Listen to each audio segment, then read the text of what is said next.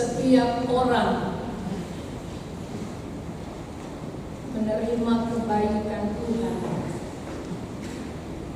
anugerahnya yang terindah dan sempurna Allah nyatakan dalam kehidupan. Kita mengakui itu, ibu bapak saudara-saudara, tentang kebesaran Allah dan rancangannya yang begitu indah, mulia, dan memberkati. Amin, ibu bapak saudara. Tidak ada yang terkecuali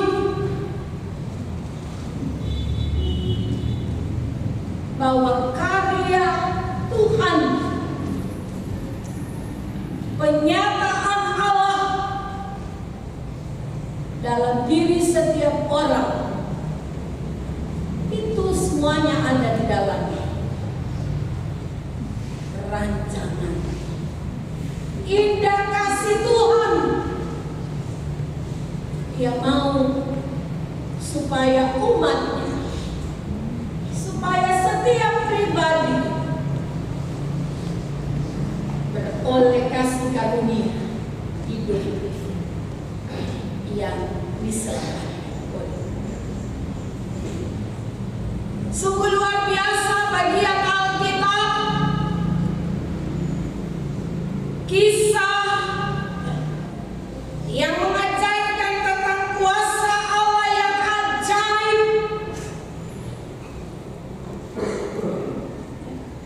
membawa kehidupan setiap orang pada sebuah ketaatan penuh kepada Tuhan.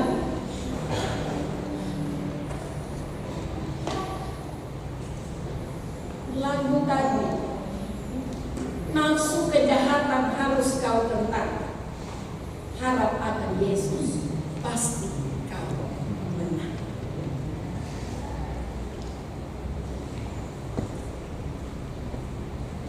Ini adalah panggilan iman ketika semua orang yang menyambut anugerah yang sempurna yang telah Allah nyatakan dalam kehidupan, dan lewat kisah seorang Naaman, kuasa Allah ajaib. Orang kenal dia, identitasnya siapa itu Naaman, jelas dalam bagian firman yang kita baca tadi. Dia adalah seorang panglima besar.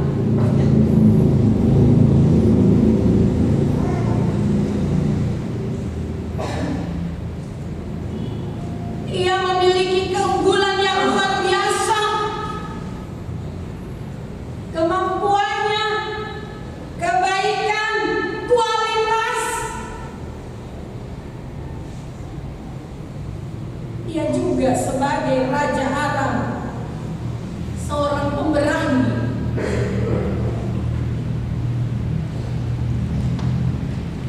Bahkan ia adalah orang yang terpandang di hadapan tuannya dan sangat disayangi.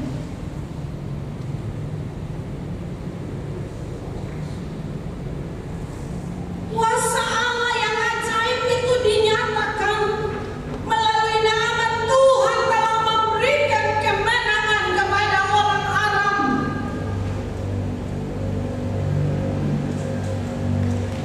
Tetapi sangat disayangkan, Naaman punya penyakit kulit.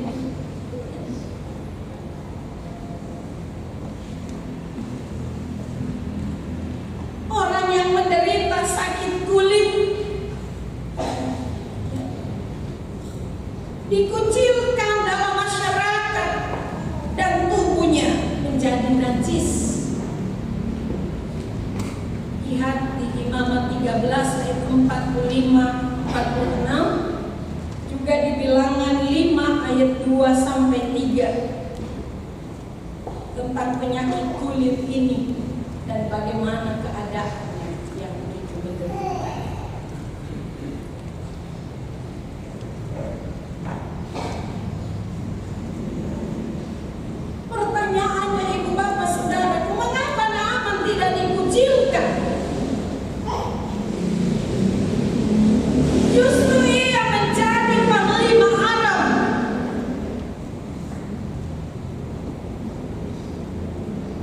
budaya Aram pada waktu itu, sakit kulit tidak secara otomatis membuat seseorang kehilangan kedudukannya ataupun juga status sosialnya dalam masyarakat, seperti yang terjadi dalam budaya Israel.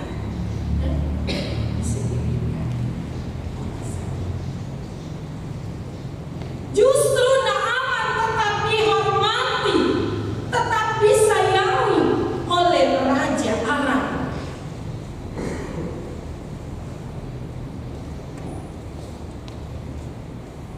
Kuasa Allah pun tetap bekerja.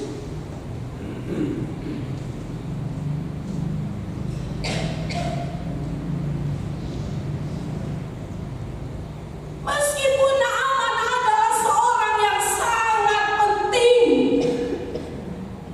punya keunggulan yang lebih daripada yang lain, tapi ia tidak dapat menyembuhkan penyakitnya sendiri.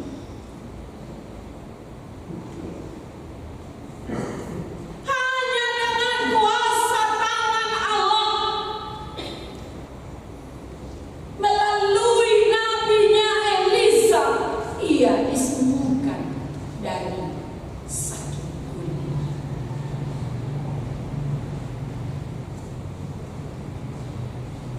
Sangat menarik ibu bapak saudaraku yang dikasihi Tuhan. Hal ini diawali dengan sebuah saran dari seorang anak perempuan, anak gadis dari negeri Israel, yang menjadi pelayan bagi istri Naaman.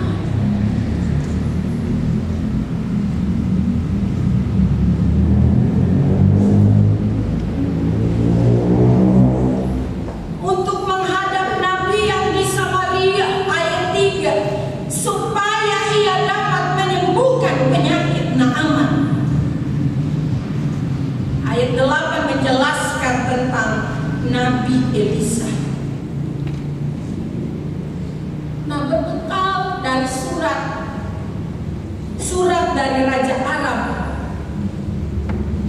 dan persembahan berupa 10 talenta perak dan emas, 6.000 sikal emas, dan 10 potong pakaian, ia pergi untuk menemui Nabi itu. Naaman menyampaikan surat dari Raja Aram kepada orang Israel. Ayat 6. Namun Raja Israel mengira Raja Aram mencari gara-gara. Ia memuliakan pakaiannya dan berkata, Allahku aku ini yang dapat mematikan dan menghidupkan.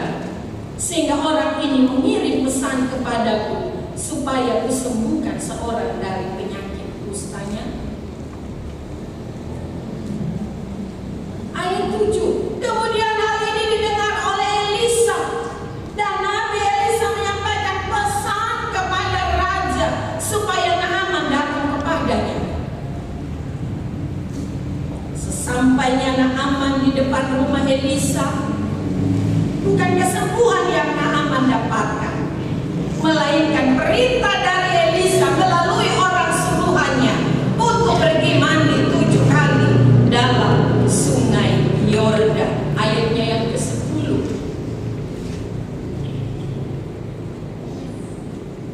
Perintah ini tidak masuk akal menurut Naaman. Masa dia disuruh mandi di sungai Yordan? Bandingkan ayat 12. Seorang raja yang sangat terkenal,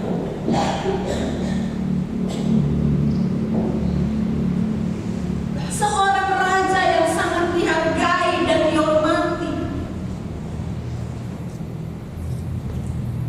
Selanjutnya, dengan saran pegawai-pegawainya, Naaman mengikuti apa yang diperintahkan oleh Elisa, dan Naaman akhirnya sembuh. Kesembuhannya melahirkan sebuah pengakuan tentang Allah. Ayat 15 mari kita baca bersama-sama. Kemudian ia bersama seluruh pasukannya kembali kepada abdi Allah itu ke Ketika sampai, dia berdiri di hadapan Elisa dan berkata, "Sekarang aku tahu bahwa di seluruh bumi tidak ada Allah kecuali Israel. Karena itu, terimalah pemberian dari hamba." Ketaatan kepada perintah Allah. Luar biasa ya kisah ini. Cara Allah bekerja dengan kuasanya, otoritasnya yang kadang tak mampu diselami oleh akal kepikiran manusia yang terbatas. Tetapi sungguh dahsyat, hebat, ajaib kuasa Tuhan. Ya? Dengan caranya sendiri. Lihat ada beberapa orang juga, ya? Termasuk para pegawai, saling memberi informasi melalui garis, ya? Saling memberi sebuah saran, ya? Dan ini pun karena kuasa Allah bekerja dalam diri kehidupan orang-orang ini, ya? Sungguh luar biasa.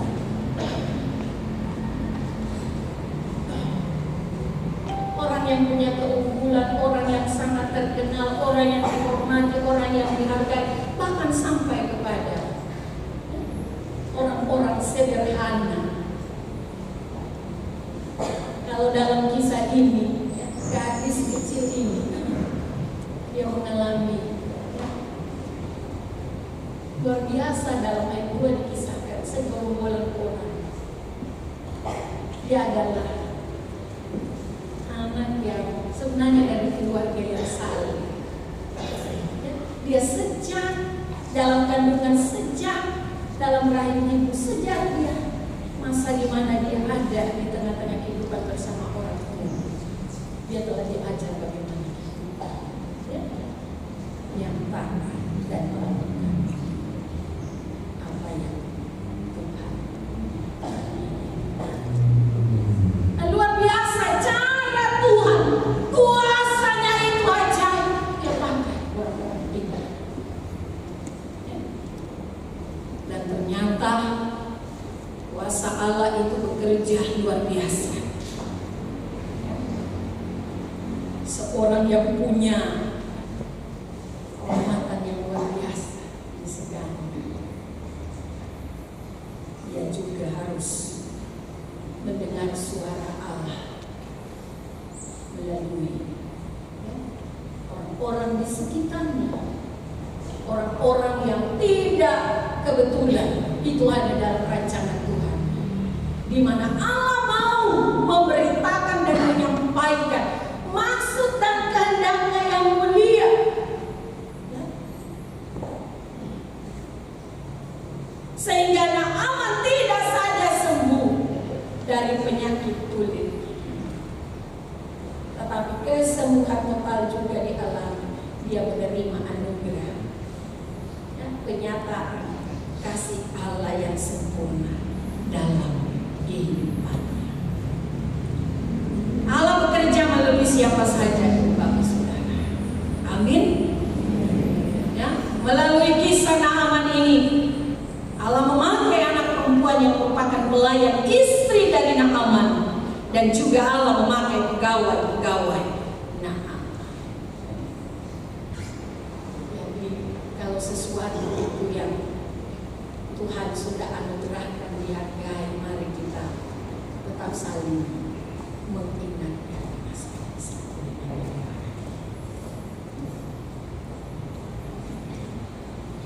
Kita adalah alat Tuhan di tengah-tengah dunia ini. Maka siapapun kita pasti akan dipakai Tuhan untuk menyampaikan kabar baik, kabar kesukaan dimanapun kita pergi dan berada. Kabar yang berdampak perubahan yang lebih baik.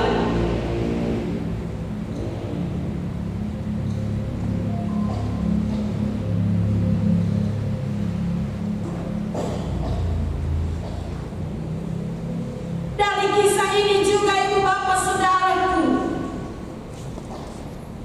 mengajarkan kepada kita tentang kerendahan hati.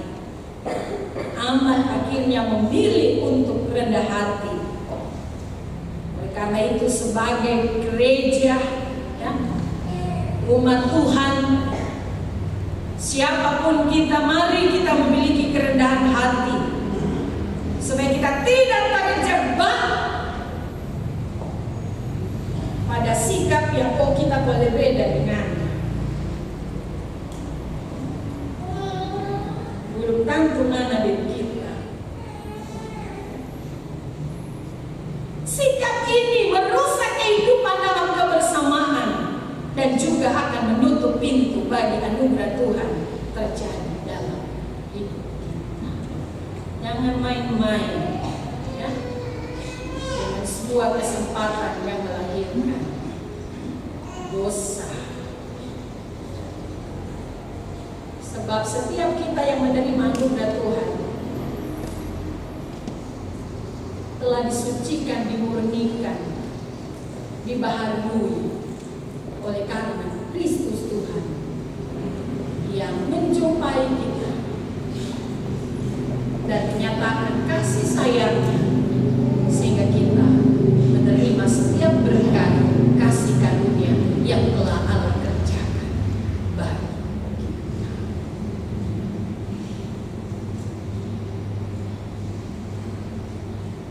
Tadi saya sudah sampaikan bahwa sebuah ketaatan itu sangat berharga, ya, melakukan perintah.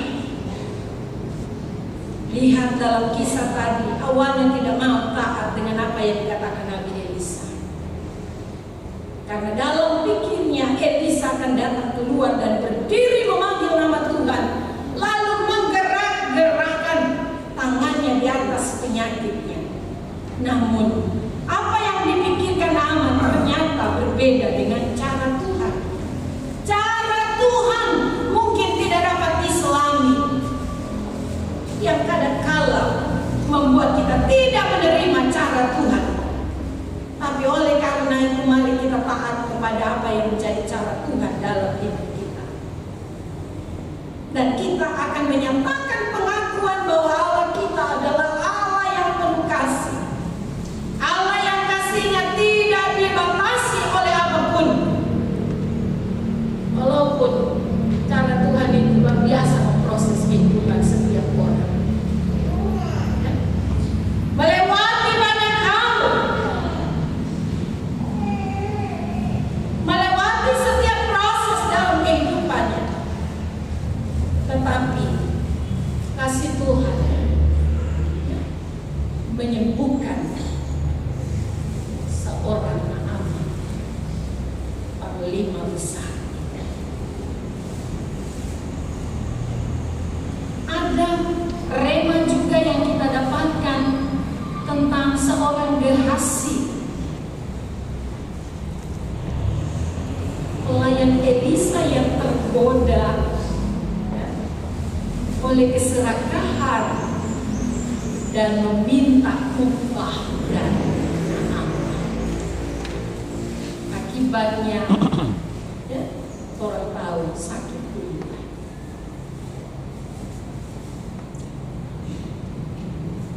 Orang yang punya kerendahan hati,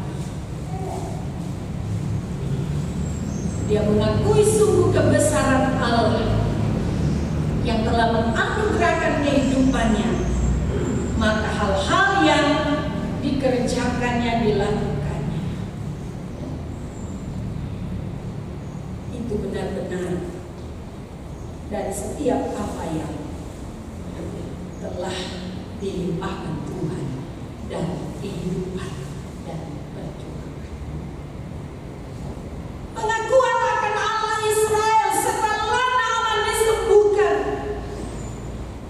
Oh, tidak ada Allah lain selain Israel. Ini menyatakan kesediaannya untuk menyembah hanya kepada Tuhan Allah.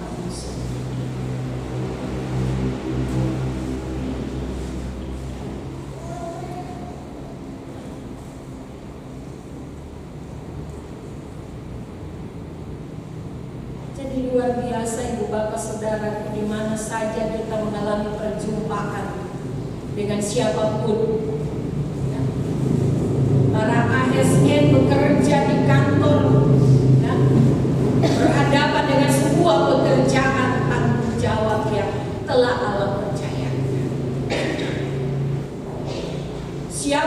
apapun kita, apa adanya kita, ketika kita menjalankan semua apa yang telah menjadi bagian dalam perjalanan bahkan pun perjuangan kehidupan kita, mari kita menjadi seperti seorang anak gadis. Dia berani bicara, menunjukkan bahwa ia tetap mau beribadah, menyembah Yahweh, menyembah Allah, bukan dewa Arab. Ayat 3 ini juga menunjukkan bahwa ia tidak mendendam kepada tentara Aram. Ia tidak membalas kejahatan dengan kejahatan. Ia tidak bersukacita atas penyakit kulit yang menimpa Naaman.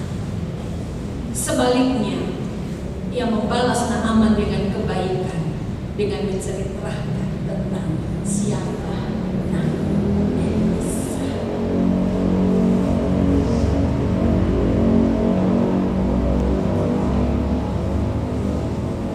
Jelas ibu bapak saudara-saudaraku, firman Allah itu adalah sebuah kebenaran yang harus kita terima dalam ketaatan sebagai ungkapan rasa syukur, karena Allah yang Maha Kuasa, yang mengasihi semua orang, yang menerima siapapun, tidak pernah diabaikan bagi setiap orang yang mau datang kepadanya. Kehidupan pribadi siapapun jemaat Tuhan di Gemis Eklesia tahunan ini, siapapun keluarga dalam perjalanan kehidupan, ketika melakukan, punya kepekaan terhadap setiap suara Allah yang disampaikan melalui firman yang berkuasa, sehingga kita pun yang telah menerima karunia hidup keselamatan dalam rencana besar kasih anugerah Tuhan, kita pun terus terpakai baik dan mengakui bahwa kebesaran Allah itu luar biasa. Rancangannya berproses dalam hidup kita, dan pada waktu yang tepat, waktu Tuhan, Dia membawa kehidupan pribadi, keluarga, dan persekutuan dimanapun kita berada, terus mengakui dan hidup dalam kesaksian iman tentang kuasa Allah, anugerah kasih-Nya yang begitu mulia, sempurna, karena Dia mengasihi dan memberkati perjalanan kehidupan semua orang. Terima kasih, terpujilah Allah atas berkat firman-Nya yang memberkati secara luar biasa kehidupan kita semua. Amin.